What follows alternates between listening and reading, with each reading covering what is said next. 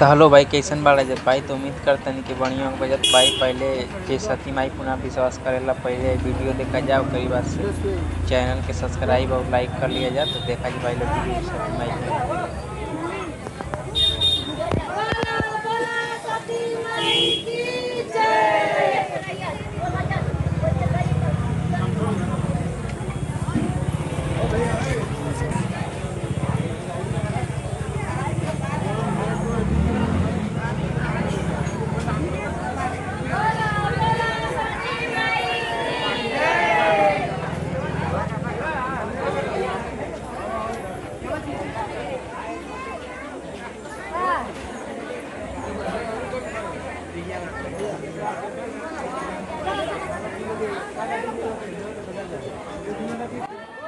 तो भाई तो हम लोग से ये उम्मीद बा कि जे भी सती माई पुनः विश्वास करत हो पास में वीडियो शेयर कर दिया जाए और चैनल के सब्सक्राइब